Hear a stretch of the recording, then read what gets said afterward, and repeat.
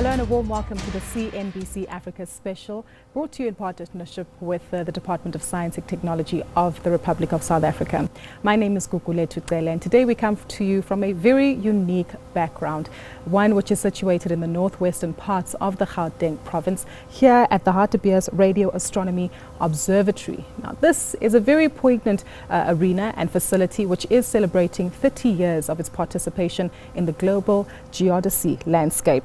Now, it's quite an important celebration, as it has been noted by the Minister of Science and Technology, Naledi Pandor, and also drawn an audience of individuals who participate within the geodesy as well as astronomy fields from across the globe. Now, I'll be the first to admit that today we're going to decipher a lot of technological terms regarding geodesy, how it differs from astronomy, and also very long-term base interferometry measurements. And that's exactly what the instrument, which is situated behind us, actually uses in order to draw a lot of data, which has practical uses for the economic development and cultivation of various sectors across South Africa and Africa's continent. But to tell us what all of this means, as well as to provide further perspective, I've got a wonderful panel of experts, all of whom are going to join us for a wonderful discussion over the next hour. And to my right, I'll start by introducing Professor Ludwig Kombrink, who is the Acting Managing Director here at HartRAO. We've also got Professor Sani, who Van Sale is a Master's Research student here as well within the fraternity of HartRAO. Next to her is Takalani Nemaungani, Acting Chief Director for Astronomy at the Department of Science and Technology at South Africa. And next to him, towards the end, is Christopher Jacobs. He's a deep space navigation engineer.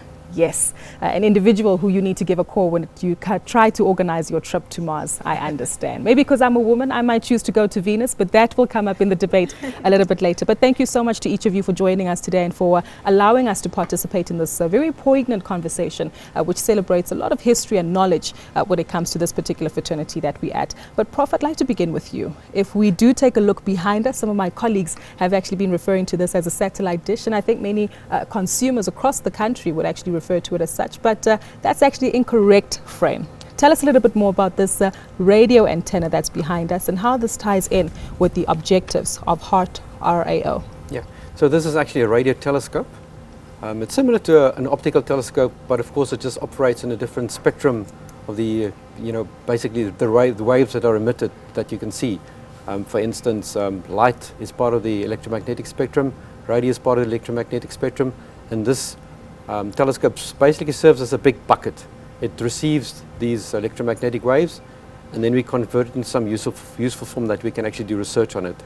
So it's part of a network of similar radio telescopes. So they don't all look exactly the same, but to some point they serve the same sort of function. They might be larger, they might be smaller, but we all work in these large networks, and we use it as an instrument that can observe radio sources that are in the universe and which are very far away. In layman terms, basically measuring things that might be out there in the universe and even located here on Earth, I understand. Yeah, what we basically do is we use objects that are very far away, called quasars, quasi-stellar objects, which is basically a black hole inside a galaxy. And this source emits strong radio waves, and it doesn't have any motion. So it's so distant that we can use it as a pinpoint. We can use it as a fixed point in what is called the celestial reference frame. And by using that and by measuring how the Earth rotates and using these parameters, we can then locate points on the Earth very accurately. So this then is used for mapping purposes, cadastral surveying. For instance, this telescope, the reference point of this telescope is used as the reference point for the National Geodetic Datum of South Africa, the Hartebeesthoek 94 datum. So whenever you use a map, you are actually linked to this telescope, and through this telescope you are linked to these sources on the edge of the known universe. Quite right, because I think that's something that a lot of consumers and viewers actually use on a day-to-day basis, trying to navigate their way out of the traffic that we so often experience. So they're basically linked to the stars and they don't know it, but they are actually linked to the stars. We are already doing some form of stellar traveling. Are we? I'm happy to hear so, without necessarily having to breach the atmosphere. But if we take a look back firstly to the fundamentals and the history of this particular organization, I understand it dates back to 1961, where NASA actually came about and established this fraternity, which is one of three across the globe. Yes. It was originally part of the NASA Deep Space Instrumentation Network. So this was called Deep Space Instrumentation Facility 51, and it was built around about 1961. And at that stage, it was equipped with a powerful 10 kilowatt transmitter, and it used to transmit and receive signals to quite a number of probes which were sent up, Mariner, Voyager, those sort of deep space probes, whereas the station just next to us used to be the old mini-track station. They used to do the low Earth orbiters. So they operated at a much lower frequency than we did, so they didn't need such a big dish, such a big antenna. You know, so NASA eventually moved out around about 1974, and then the radio telescope was converted from its primary purpose of transmitting to these probes into a radio telescope. Mm-hmm. So since 1974, we've basically been doing radio astronomy, and around about 1980, we did our first geodetic observations. And since 1986, which is now exactly 30 years ago, we started doing our very accurate, very long baseline interferometry experiments using a maser hydrogen clock. So it's only since 1986 that we've been having the right equipment to do very, very accurate space geodetic measurements. Whereas the previous experiments were sort of accurate to a couple of meters, we now do observations accurate to the sub-centimeter level. Having spoken about the size of the dish very briefly, I understand that it is 26 meters, but this necessarily isn't the largest that we've seen on the continent. No. There are other telescopes in Africa, for instance, the ex-telecommunication dishes, which we're trying to convert into the African VLBI network, and they are typically a bit larger, they're about 32 meters. But then there are other telescopes globally which are much larger. There's a very large non-steerable dish that's about 300 meters in diameter. Sure. And then steerable dishes that go up to about 200 meters. So it looks very large, but in fact in the global community it's quite a small radio telescope. My goodness. For someone like me that was still quite surprised by the size of this particular antenna. But I want us to turn to the international participation just for a moment, because I understand that those ties have not necessarily severed since NASA decided to move away from the observatory, even though it still does participate. And Chris, that's why I come to you. On the back of this 30th anniversary celebration of this particular observatory's participation in geodesy, clearly the links and the ties are there. You yourself are a representative of many other members of the international community that has decided to pay us a visit and exchange again further ideas with your local representatives here. Yeah, it's great to be back here. This is my first time in Africa. I'm still shocked to look out at the hotel and see zebras and things. No ways. Yes. It seems storybook to me. We've got, I think, 136 people from 22 countries, 5 continents here. This is really a hub for the whole world. There's nothing else like this in all of Africa, so that's why I'm here. It was quite a long flight, but I'm glad to be here. I've got lots of friends. I met Takalani in Washington a couple years ago, and we hit it off, and so it's great to see him again and to see the younger generation getting their start. So yeah, this place really anchors the worldwide network in this part of the world. It's really important. I can't underemphasize that. I was chairing an international committee a few years ago, and I wrote Ludwig and said, we need somebody from your institute. We can't do the global connections without you guys.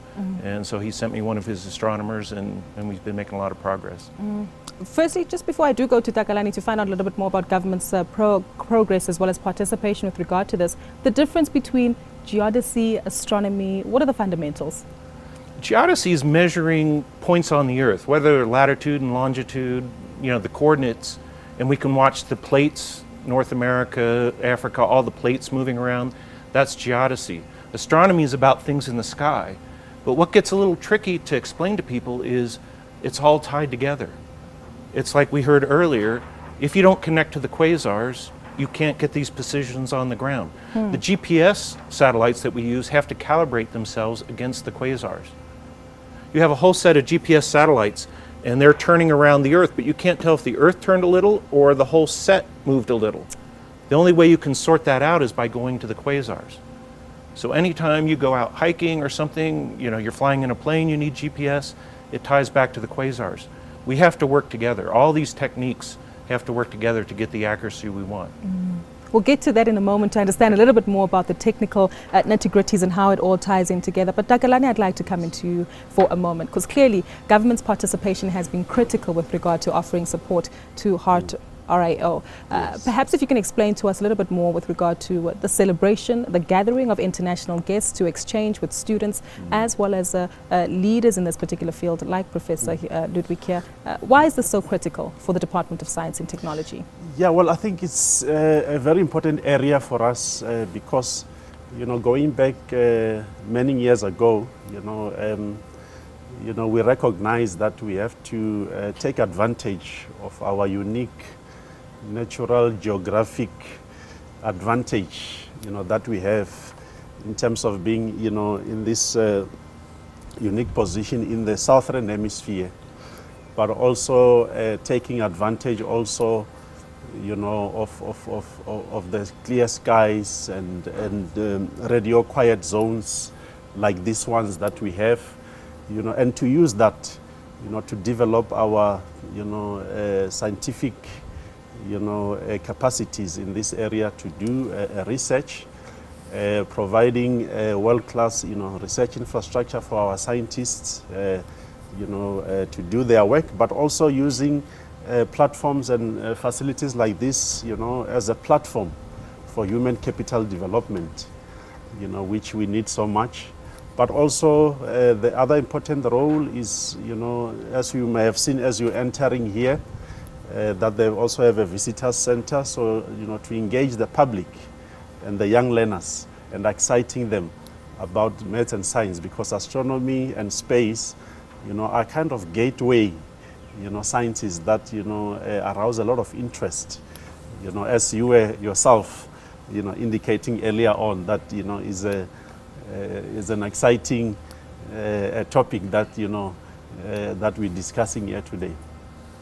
Exactly. Having said that, clearly this is again putting us on the global stage, but this took place again many years ago, where the participation of international institutions like NASA came about. And I want us to touch on the types of technology that are actually used to gather this data that we've alluded to, whether it's GPS or finding out why tectonic plates are shifting. See, I'm trying with the terminology here, or continental drift. But I want us to touch on the very long baseline interferometry. I had to practice that line quite a few times, but from here on I understand we'll refer to it as VLBI. Fundamentally, how is this technology unique to other radio antennas with regard to the kind of data that we're able to capture here?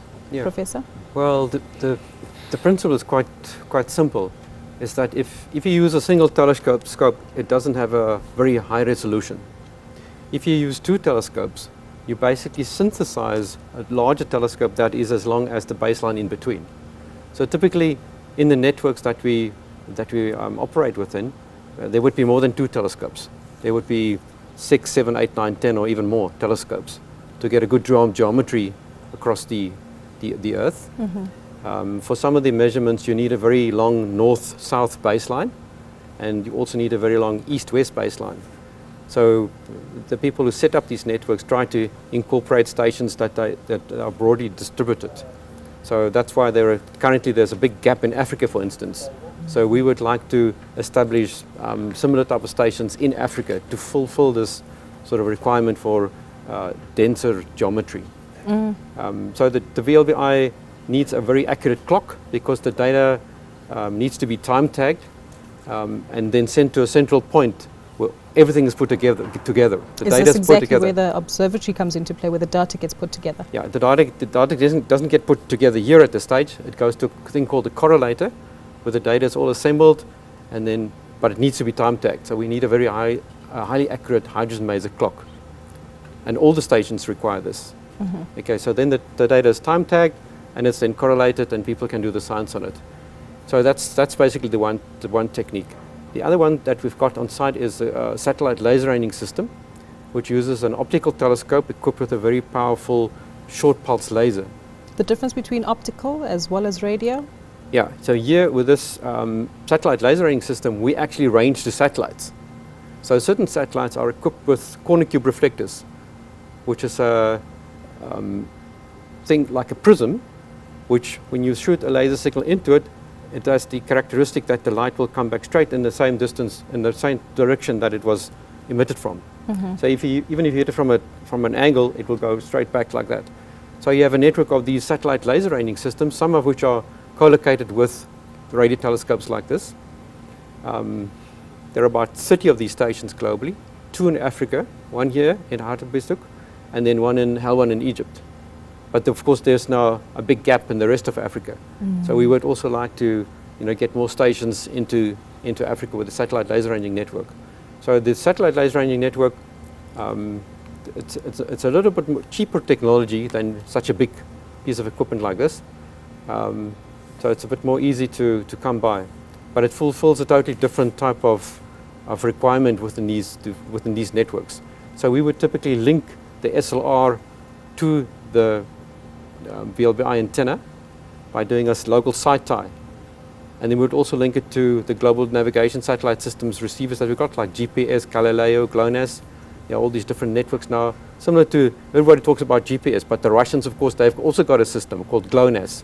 The European Union, they're developing a system called Galileo. And these will all be constellations of satellites, which provides navigation, precise navigation. And if you go and buy a modern GPS receiver, it could actually be receiving signals from these different constellations, and that will improve your positioning.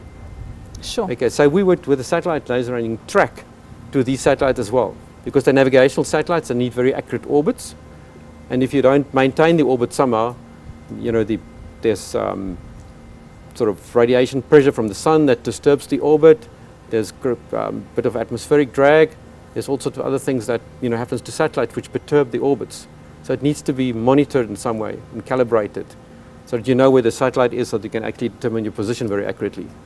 So all these different techniques, they work together in some way or another. They're all interlinked, and they all basically feed the process of creating this very stable reference frame on the Earth.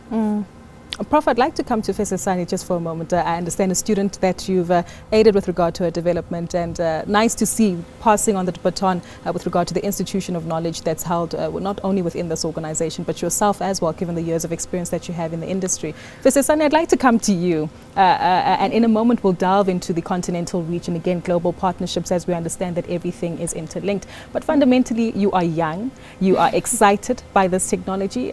For you, the key principles that you've taken away with regard to your participation, I understand that you've just completed your master's and are undertaking your PhD studies now with regard to geodesy.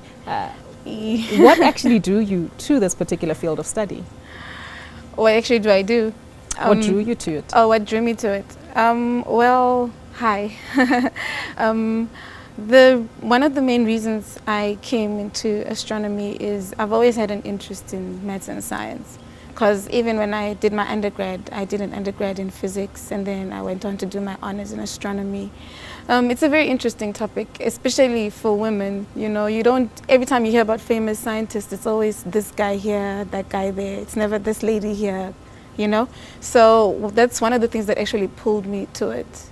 So I feel like, we are very underrepresented, and joining HartRAO put me one step further into not only joining the field but also pulling other people as well.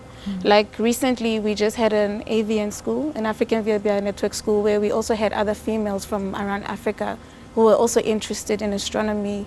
They came here to learn about radio astronomy and VLBI so that they can go back to their countries and contribute as well into the global astronomy field. So that's what basically drives me and keeps me in astronomy in a nutshell. I'm happy you touched on the participation with our colleagues on the continent, because I understand that also ties into African VLBI, as well as again the connection between these particular antennas to others on the continent, like Ghana, which I think you alluded to earlier on, which hosts that 30 meters, if I'm not mistaken, antenna. 32, excuse me, that clearly. But perhaps if we can get your views, Fesesani, if we take a look at the future of science and technology, if we do have this active participation regarding the African VLBIs, and then Takalani, feel free to come in as well to explain to us just exactly how far we are with regard to this particular initiative. Go ahead first, Fesesani, just the future of science and technology, if we do see this collaborative effort. Yeah, well, if we do see this collaborative effort, like Prof was saying, there are many other African countries that just have dormant telecoms dishes that they're not using. So like with the students that came here, when they go back, they can also start projects where they can also start contributing. Like Prof also mentioned earlier, we are basically the sole, not the sole, but the main focus in Africa with regards to astronomy and geodesy, we're the main station which actually connects to the other international stations.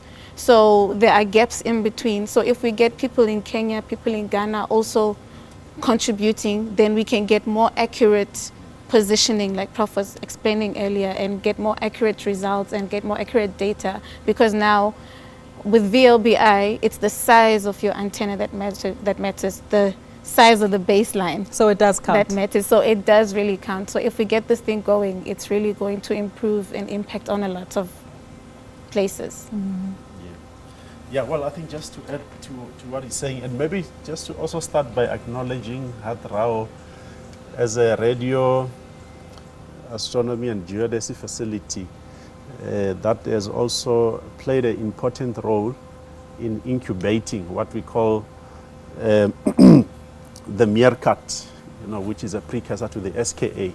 So all that initial work, was actually done here. And actually, so when we talk about the big project like the SKA, so there is a lot of training and work that is being done from here, also in support of the SKA. And because now that is what is bringing more the other African countries on board, because when we were still bidding for the SKA project, we actually needed the other African countries, because as you know, the SKA will have so many antennas spread over a long baseline. So we actually needed those countries, because we are not going to be able to host all the antennas and provide that baseline within South Africa. So that's why we then approached countries like Kenya, Ghana, Mauritius, Madagascar, and some of the neighboring, countries.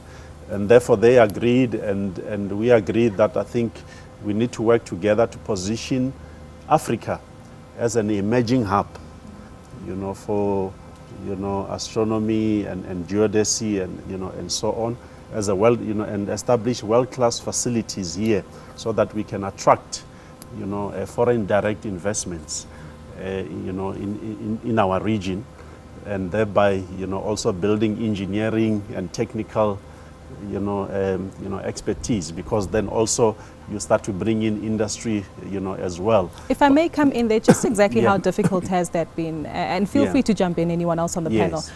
Because whenever we talk about, especially from a South African or African context, we always talk about high unemployment rates, there's a lack of skills, lack of efficient levels of education when it comes to the sciences, technology, as well as maths field. Takalani, you can take the lead on this one, but just exactly how difficult has it been to breed that? Chris, if you've had any observations as an international participant, share your views too on just how active we are in cultivating these knowledge pools. Takalani, let's start with you, taking the lead, and then... I think, the message that we're trying to bring, obviously, to South Africans, and I think that is the role of the Department of Science and Technology, to demonstrate to the South African public that you actually need science and technology as a basis for economic development. And therefore, as fields like this sometimes were often looked at, something like, pie in the sky, and people don't often see how it will benefit the men on the street. I used to think you have to go to the US for me to go to NASA and then have a special pass and then go to the moon. Yeah, and that was actually resulting in brain drain, because, we train a lot of people here, but at the end of the day, if we don't have facilities here for them to stay and get excited and to do, we will always, but with projects like this, we've started to see a brain gain, and actually we are attracting other, foreign experts, to come and live here and work with us in develop, because ultimately it's about how we can grow our economy, by building the skills, by building the industry, by building, professors and PhDs that can come up with a new innovations and so on. So we would try to, illustrate that this is not just, something that we're just doing in the lab and it will never get out there. It's about demonstrating that the more we can invest in, in science and technology, it can take time, but I think ultimately we should be able to realize those benefits in many spheres of life. It's an investment in the future. Yeah. The economy now is a global economy, and if you don't connect to other countries, there's a tendency to get isolated. To give some perspective, when this telescope was built in 1961, my technique did not exist. VLBI did not exist. It came in the mid-60s. And then it grew. I started working at JPL in the mid-80s. One day we got a knock on the door, and this group said, there's this new thing called GPS. We want to start developing it. And we would give them pieces of our application software, and that helped them get bootstrapped. So what at the time seemed real obscure, you've got these people off looking at quasars, turned into the first codes for GPS, which turned into navigation and driving your car and navigating your plane and all this. So the seeds are planted early and then they grow. And so this past week I've seen the students here. We've had lots of Kenyans and Zambians, some people from Botswana. They're the seeds for the future. They're the people that are going to grow these technologies, and when the next technology comes along, they're going to be ready because they've trained, but also because they're going to build this international network of connections. The students start out having a school of their own, and then last week they joined the international school. We had an international school here, and now today they're over at an international research conference. And during the coffee breaks, they're shaking hands, they're making friends, making connections. They'll go home knowing people from all over the world. I'm happy you touched on that, because clearly, given what you've alluded to, the changing rate of technology and adapting to new thought processes and means to capturing this data, how agile and flexible do organizations like HartRAO, as well as other facilities, from a global perspective, how agile do you need to be with regard to open communication, international participation? And maybe this ties into the collaborative efforts that we've seen between HartRAO together with yourself, Chris, when it comes to open exchanges and having that flexibility to change to the adapting landscape when it comes to some of your endeavors. Yeah, Chris, we are Prof? very much adaptive in this sort of way. So that's why we collaborate with many countries, with many different universities, institutes, facilities, foreign institutes and facilities, also locally. And we tend to keep the telescope and the equipment sort of up to a certain standard, an international standard. So it's a continuous process of upgrades and new things that we are doing with the telescope. Also with the satellite laser ranging system, the GPS systems. We've got geophysical equipment installed because it also links into the earth sciences. So we see the benefits of what we're doing here is not just as if you were a single observatory doing a specific type of astronomy. We link astronomy and space geodesy together in such a way that it also expands into, for instance, oceanography, into the earth sciences, the atmospheric sciences, because a lot of the data has got application in these other sciences. So we would, if we advertise for, say, a position for a postdoc or a master's degree study or PhD study, we want not specifically just ask for somebody with a background in astronomy. We would say you can have a background in electronics, mathematics, physics, statistics. You could have done geomorphology, physical geography, oceanography, anything. I mean, we just recently now are registering a student who's got a master's degree in statistics, and she's going to be doing a PhD on a lunar orbital integrator software package. So she will then be dragged into the world of lunar science, because we're also building a lunar laser ranging system, which will have a very powerful laser and bigger telescope that will be able to range to the moon. So we tend to widen things up a little bit and connect all these things together and see the synergies between the different sciences. At the rate we're going, I hope you hire me, Prof. Maybe we can bring media to the moon at some point too. Well, we still have quite a bit to get into in the second half of our conversation, but we're going to take a brief ad break. Don't go anywhere, because when we come back, we delve further into the importance and relevance of celebrating 30 years of geodesy here in South Africa. We'll be back right after this.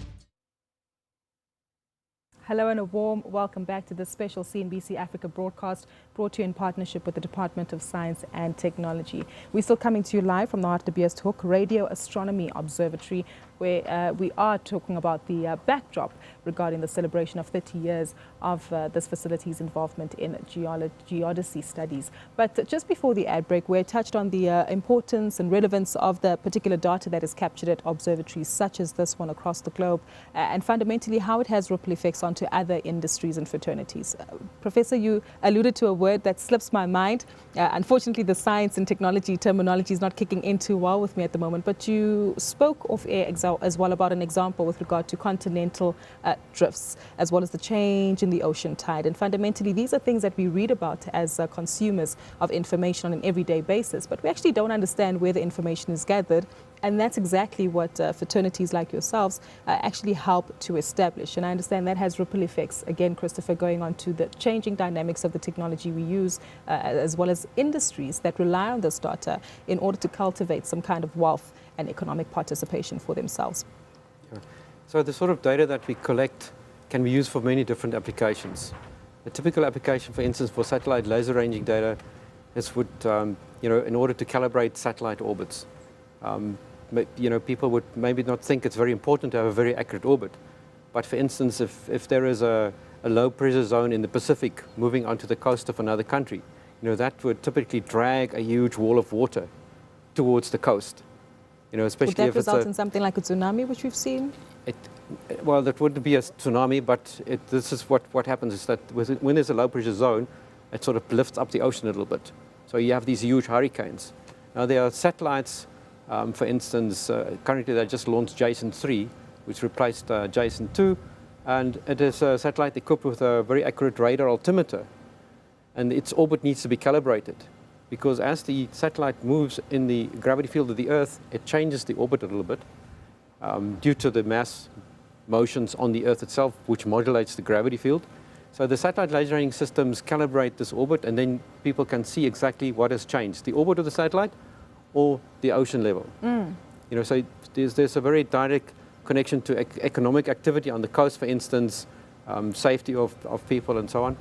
And for instance, people would take a buoy, put it in the ocean, equip it with a GPS system. And that would then be linked to the terrestrial reference frame, in the end to the celestial reference frame. And people can then see when a tsunami wave comes across and it disturbs the position of this GPS satellite. There is a network of these things. So we would, for instance, typically, what we've done already is to install equipment linked to these sort of processes and systems which benefits mankind. We've installed a tide gauge, for instance, on Gough Island, which is a British island in the Atlantic Ocean, or the Marian Island, the South African island between South Africa and Antarctica. And then we would put in the tide gauge and also put in a GPS system to help the global, sort of effort towards monitoring ocean levels. So that's space geodesy. It's got many, many different applications, many, many different, scientists use the data. There are many other examples that I can give you. I like the continental shift one as well, was one that you referenced, I think, when you're trying to explain to myself and my colleagues. The continental shift is a dangerous thing because we can measure the position of Africa, or the station here, moving at about 25 millimeters northeast. So the motion of the continents is, of course, reflected by all the interaction in the crust of the Earth. New crust is being made in the Atlantic Rift. Other things where the crust sort of dives down.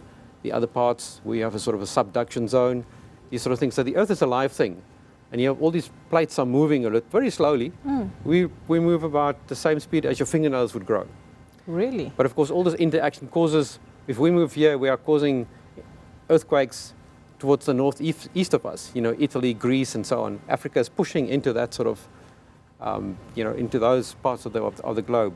So there, of course, is a huge global community utilizing the VLBI data, the SLR data, and GPS data to monitor crustal deformation, especially in zones where there's a lot of, like Chris can tell you, in California, there's a very, very dense network of GPS systems and geophysical equipment, accelerometers, gravity meters, seismometers, to monitor exactly what's going on there, because that's a very dangerous situation they have there. In Japan, for instance, they got thousands of GPS receivers parked over the whole of Japan, in order to monitor, local motion there. What's the worst case scenario that could happen in regions like that, California as well as Japan? Well, It's right where the plates meet. I'm out in California, and Yeah. the first time I felt the Earth move, it was kind of unsettling, something you've never experienced before. Really? So you get these GPS stations, and you can see things moving, and we're getting to the point where you have enough stations, we can see the stress, the strain in the plates build up. We're not quite to the point where we can predict things, but we can get some ideas where things are building up and start to be more aware. Japan, he mentioned, the earthquake a few years ago where they had the huge tidal waves and all that kind of stuff. There's actually a movie watching all these GPS, and you can see the waves sweeping down the Japanese islands. It's just amazing to see how active and alive the Earth is. Wow. There's actually a positive side of the plate tectonics. If you were on a planet where there were no plate tectonics, things from the atmosphere tend to get locked into minerals. And pretty soon you don't have an atmosphere anymore. So these plate tectonics kind of grind and loosen things so that we can sit here today and breathe. We're starting to understand more of this as we go to Mars, other planets. Mars may Is there have... life there? Perhaps you can confirm for us?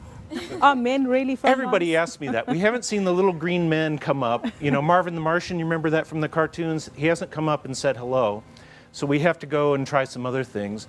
And what we do is we're looking for water. Most of what we know about life is it needs water. And so rather than seeing some little creature, let's go find where the water is. Is it up in ice caps? Is it underground? We've seen evidence with some of the Mars probes of erosion. We take a picture, we come back a week later, and so we have this indirect evidence. The geologists see minerals that usually form in the presence of water. So we have this growing body of evidence that there's water there that makes us hopeful that there's life on other planets. Some of the moons of the large planets, Jupiter and Saturn, we're starting to look at those. Oceans, we see signs of oceans on some of these large moons, and we're planning missions to those places. It's really a fascinating time to be alive and see all this happen. We made a lot of progress in the last few decades. Perhaps if you can just enlighten us further, because it's interesting hearing about these particular trends, but perhaps if you can tell us a little bit more about launching these missions. How long does it actually take? What are the considerations that need to be put in place? And given the data that we actually have on hand, and I understand comparisons with what took place in the past, if you build up perhaps a map of a trend and particular areas of interest and new technologies and themes that come up, how do these influence your decisions as to the moving parts and what monitors these future expeditions and processes? A mission can take many years, 10 to 20 years to come to fruition. Some scientist talking to another scientist at a meeting like we're having this week, and an idea comes out. Then you have to go out and do studies and turn it into a real concept. How is this going to become hardware? You have to get people from industry to build rockets and to build digital cameras and all this kind of stuff. And then you have to go sell your project to the sponsors. How is this going to work? When I started, we had Voyager, which took the grand tour. It started in the inner solar system and went by all the big gas giant planets, Jupiter, Saturn, Uranus, Neptune. And so we got these really quick flybys. You're going, 30,000 kilometers an hour or whatever, and you zip by and you get a shot, and it's wonderful, this sense of revelation as we would walk in and see the pictures each day. The next wave was we send something and we orbit for several years and we start to get a detailed picture. And now we're more focused on where could life start, where is there water? And even on the Earth, our understanding has changed. We used to have this concept of life as, the things I see every day walking around here, there's toads, there's birds like that. But when we started thinking about planets, we realized maybe things can live in more extreme conditions. So people started looking in geysers, they started looking at the bottom of sea, at hydrothermal vents. Extremes of temperature and pressure, humidity, salinity, and we keep finding life. Life is a lot more robust than we ever realized. I want to come back to that interconnected theme that was also established. I think off air the Prof was just telling me that the moon also moves in different patterns. Even the Earth itself doesn't necessarily move in a smooth pattern when it comes to rotation on its axis. And if these things were not interlinked, then things would change. What would happen if the moon had to disappear and perhaps go into orbit like you said a satellite does? What's the worst case scenario? Yeah, well, that cannot really happen. fortunately. Okay. The thing is, there's a lot of interaction between the moon and the Earth. For instance, the ocean tides. A lot of the life on the ocean shelves are reliant on the tidal effect. Where they get wet and they dry out. That's their habitat. That's the environment in which they exist. If you were to remove that, there would be a bit of an ecological problem for these inhabitants of the sort of the tidal zone. But the moon itself, of course, also affects the solid Earth. Everybody knows that you can go to the ocean and surf will be up and surf will be down. At a particular it's time low of the tide day, and it's high tide. But the Earth itself has also got these tides. For instance, where we sit here today, the Earth will be moving up and down today with 25 centimeters. We do not notice that because it's over a very large area.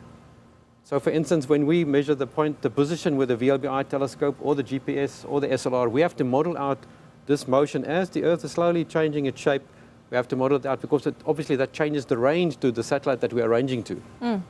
So to get your position accurate, you need to know all this geophysics for how the Earth is moving. So that's the Earth tide is doing that part. Then there's also other components of the Earth tide, which is called the pole tide, due to the rotation of the Earth. It causes a bit of a wobble, and then the Earth is it's not a rigid thing. It's quite a dynamical thing with a thin crust. You must remember the crust of the Earth is only about 30 kilometers. So it's just like a sheet on the, in terms of the radius. It's just a thin little bit. So this thing can actually move and wobble around a bit. So we've got an effect called the pole tide, which is a centimeter or two. Even if you have a high pressure zone, the atmosphere moves across South Africa. If you have a high pressure zone, it will dent the whole crust with about half a centimeter. No way. So the Earth is a bit like a piece of rubber, and it's not as strong as we think it is. So we have to. This is why space geodesy, by its links into astronomy, provides access to all these sort of things, which, especially on a global scale, could not be measured before. People had theories about Earth's dynamics, new tectonics, how the plates move and how things interact. But it was only by using things like VLBI that we could really measure it. It's like when they put up the first satellite and the first camera on the outside of the Earth. That was the first time that people could see the Earth as a round ball. And not as flat Previously, as a lot it was just calculated and imagined, but nobody could view it. So it's not that long ago that the world saw, but the Earth is a round ball. It's in my lifetime. It's in our lifetime. I remember growing up with the Apollo missions, and Apollo 8, I think it was, took the picture of Earthrise. And they read, in the beginning God created the heavens and the earth, and we saw the Earth hanging there. I don't think it's an accident that 2 years later we started this Earth Day, this environmental awareness that we're all together on one planet and we need to take care of it. I think that's one of the benefits we have in space geodesy, is working together to help people see the big picture and how connected we all are. Takalani, I have to come to you here. It's fascinating hearing the insights with regard to how the world works. I'm beginning to doubt the ground we're sitting on. It could dent in by a few millimeters and not even notice.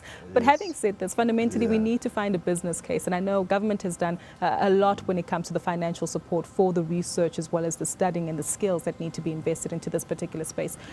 But are we looking at new innovative models? And if so, what's the payoff for economies like South Africa, which plays such an influential role here? Yeah, so we use the term, return on investment.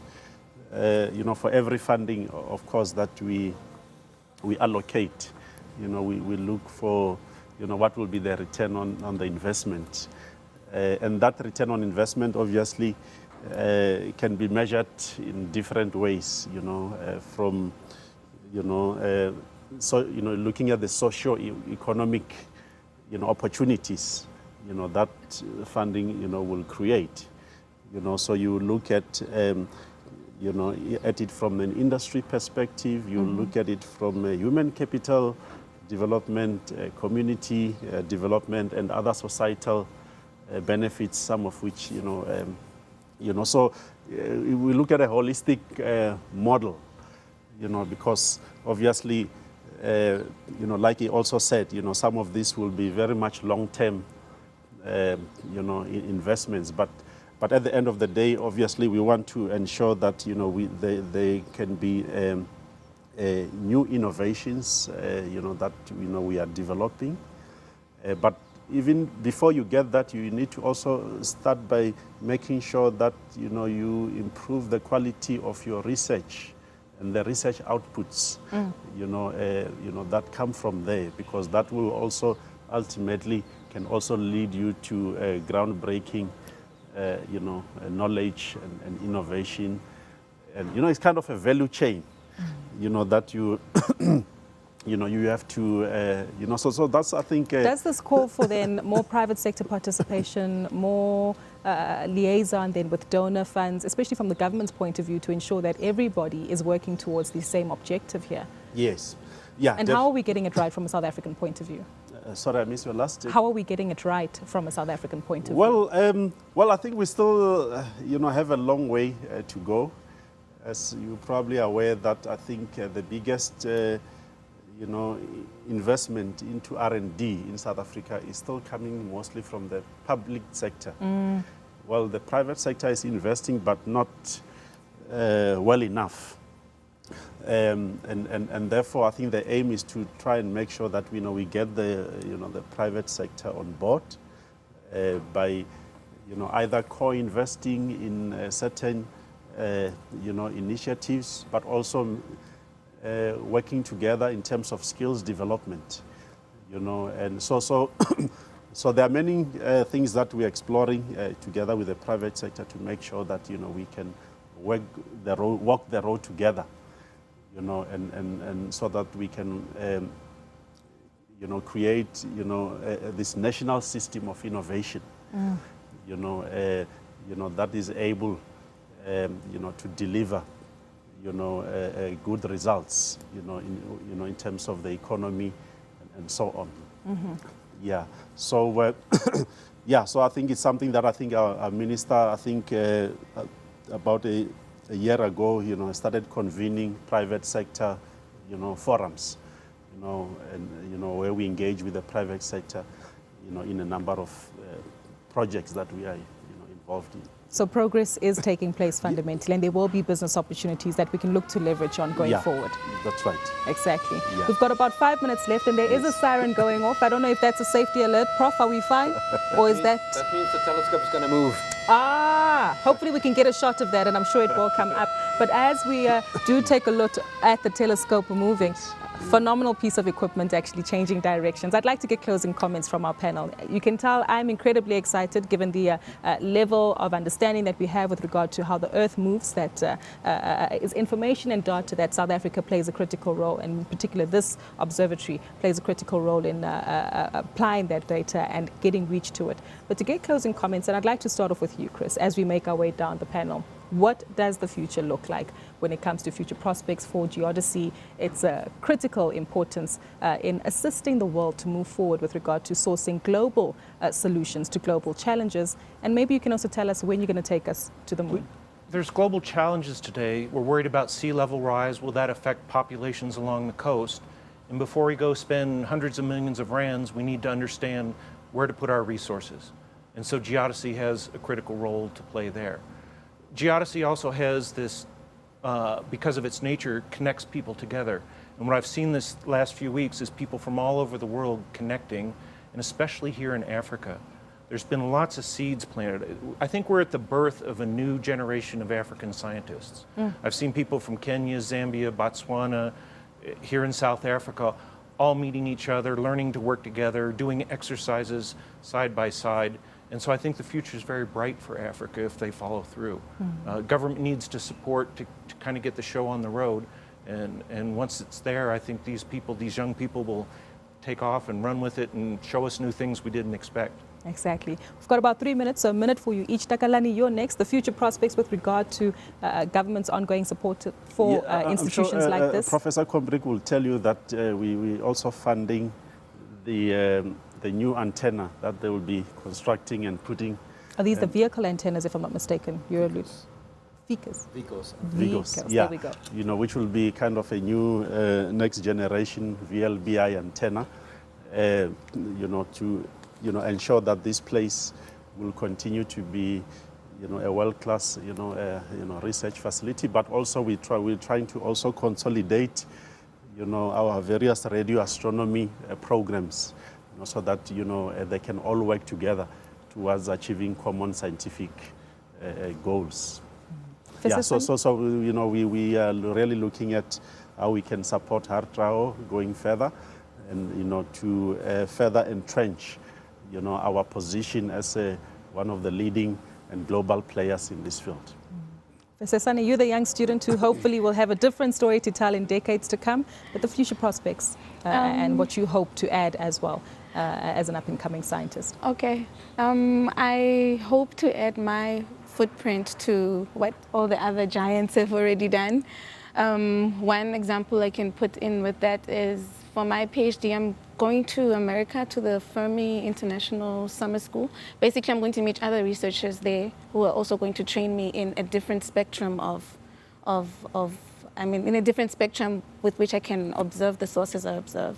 Like I'm going to be meeting Professor Rupesh Oja, and he's one of the big NASA scientists as well. So already the collaboration, Chris and Toff were talking about is already in process. Mm-hmm. So hopefully when I come back, I can transfer to other students also in South Africa who are interested in astronomy and geodesy. We certainly look forward to that. Professor Kombrink, to close off with you, lots of excitement and for the years ahead. As Takalani mentioned, the Department of Science and Technology has been very supportive, especially the Minister. She knows what is required to get science and technology going. So it's facilities like this that interacts with foreign countries. It's we are a very good training platform for multidisciplinary sciences. So it's a very good training hub. We're involved in several large international networks, so international collaboration, is quite a high priority. So, it creates a good profile for South Africa, that we're involved in experiments that we even participated in, ranging to the Lunar Reconnaissance Orbiter a couple of years ago. So we can interact at the right, appropriate level at a sort of international, in the international field of these type of things. So building this new telescope, it's called the VLBI telescope in the Global Geodetic Observing System. We're aiming to get accuracies of 1 millimeter over global distances, and the stability of the reference frame accurate to 0.1 millimeter per year, which is an incredible thing. But there is a very large number of countries who are now actively working towards this, and their governments are putting money into it. And we are proud to say that our government has come to the party and they've also supported this initiative. So South Africa will play a role in what's going to be called the Global Geodetic Reference Frame. One single reference frame for the whole of the globe. Fantastic. Well, clearly then the future is bright, as you say, us living among the stars, and it seems as though each day our reach certainly gets a lot closer. I'd like to thank my panelists for joining us today, for sharing their insights with regard to the art as well as the study of all things to do with geology as well as astronomy going forward. But a big thank you to my panelists. From my left, Professor Ludwig Kombrink, who is the Acting Managing Director here at HartRAO. Rather, let me say the name in full so that you can remember and perhaps come here and pay a visit. It's the Hartebeesthoek Radio Astronomy Observatory, together with Professor Sani van Zyl, who is a master's student here, continuing her studies further too.